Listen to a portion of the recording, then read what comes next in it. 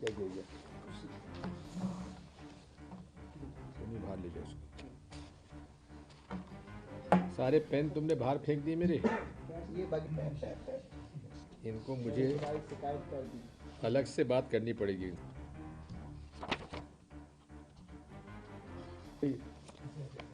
उनके अपने मनोज पाठक के यार बड़ी अच्छी कॉलोनी बन गई यार। और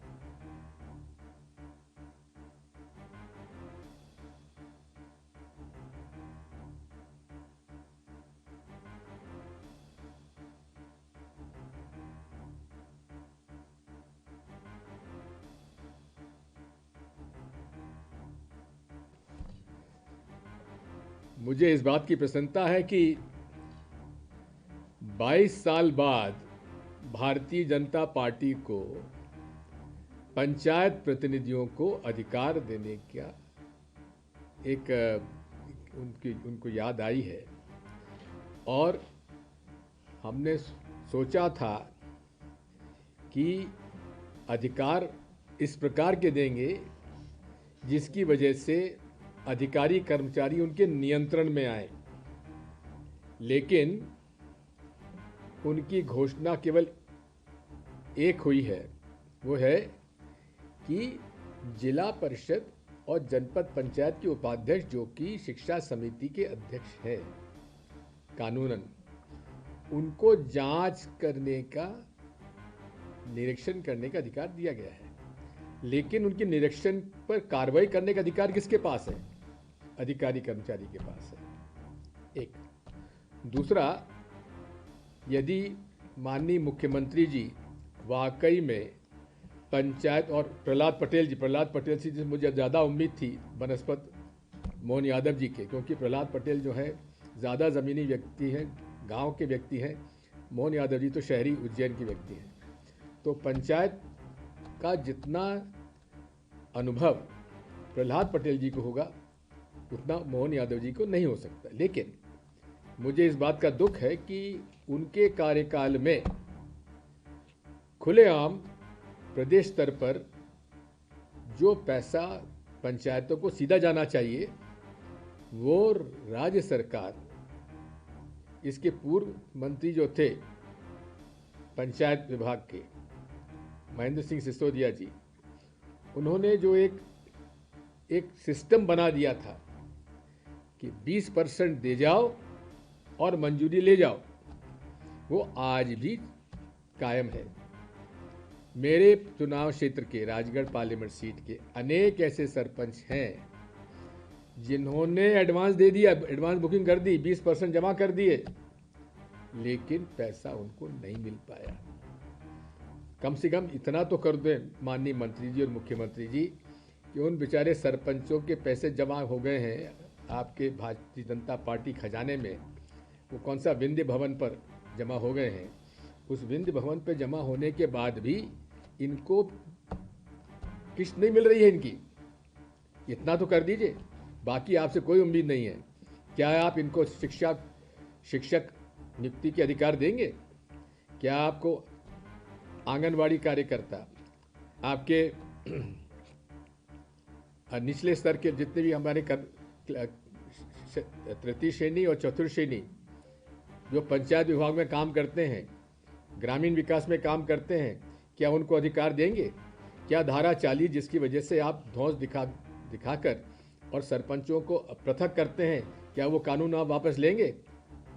बेकार की आप बात कर रहे हैं माननीय मुख्यमंत्री जी। कभी आपको बात करनी है तो आइए मेरे साथ बहस कर लीजिए। प्रहलाद पटेल जी, मैं चुनौती देता हूं आपको भी कि मुझसे बहस कर लीजिए। और पूर्व के सरपंच और जनपद अध्यक्ष जिला परिषद में जो आपकी पार्टी के हैं, मैं नहीं कहता मेरी पार्टी की बुलाओ, क्योंकि मैं सुन रहा था उन कह रहे थे कांग्रेस भाजपा। अरे कांग्रेस भाजपा नहीं है, ये पंचायत के अधिकार की बात है माननीय मुख्यमंत्री जी। पंचायत के साथ साथ आपको नगर पालिका, नगर निगम पर भी विचार करना चाहिए। शहरी क्षेत्र में भी कब्जा पूरा अधिकारी कर्मचारियों का है, ना पार्षदों की कोई सुन रहा है, ना पंचों की सुन रहा है, ना जनपद सदस्यों को भी सुन रहा है, ना जिला परिषद। जिला परिषद अध्यक्ष को आपने गाड़ी तो दे दी, उसको आपने दर्जा भी दे दिया, लेकिन राजगढ़ के जिला परिषद अध्यक्ष को निमंत्रण देने के बाद भी उसको मंच से जाने के लिए एक थानेदार और हेड कांस्टेबल राज्य मंत्री के दर्जे को उसको मंच में नहीं चढ़ने दे रहा है। यह है आपका पंचायत राज और आपका अधिकार। सर चाहते हैं जिनने एडवांस पैसा दे दिया है सर? तुमको पता लगाना है? नहीं मैं जानना चाहता नहीं, मिल जाएगा आपको। मैं थोड़ा रिसर्च करना पड़ेगा। Thank you. एक बात और भी बोली प्रहलाद पटेल ने कि हमने फरोज बढ़ा दिया। मतलब उसका कमीशन बढ़ गया ना। 25 लाख तक के अधिकार देने की बात। हाँ हाँ, सीएम कह रहे हैं कि विदेशी कम- नक्सलियों की बात है, नक्सलियों के लिए रोकते हैं। गौरव अच्छा एक बात सुन लीजिए। माननीय मुख्यमंत्री जी, आप कभी नक्सली इलाकों में कभी गए हैं क्या? कभी आपने नक्सली क्षेत्र में दौरा किया है? मैं वो मुख्यमंत्री रहा हूँ जिसने नक्सली क्षेत्र के सोनगुड्डा थाने, जहाँ नक्सलियों का गढ़ कहा जाता था, वहाँ मैंने डीजीपी के साथ रात बिताई है। रात भर मैं वहाँ रुका हूँ स्कूल भवन के अंदर।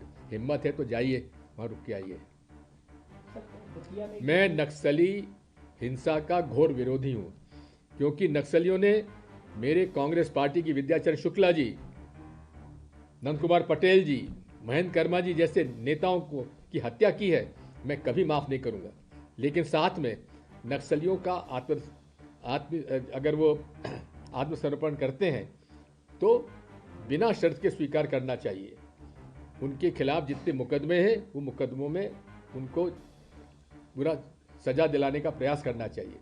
मेरा विवाद केवल एक बात का है, ये पूरा का पूरा नक्सली मूवमेंट जो है ये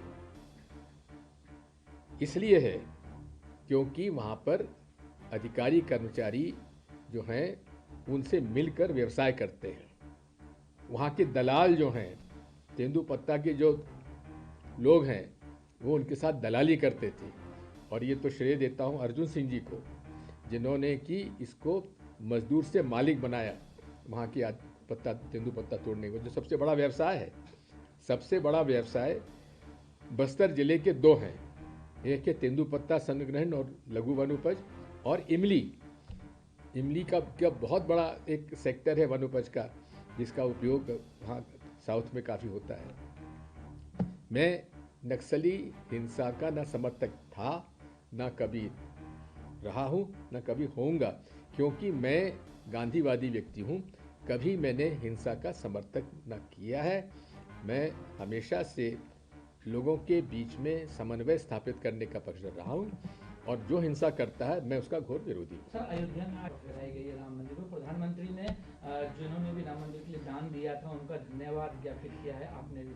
मुझे पत्र लिख के धन्यवाद तो दे दें। सर दतिया में जो बीएलओ बनाए गए हैं, है पहली बार कांग्रेस पार्टी सचेत हुई है वोटर लिस्ट के मामले में। बहुत बहुत धन्यवाद।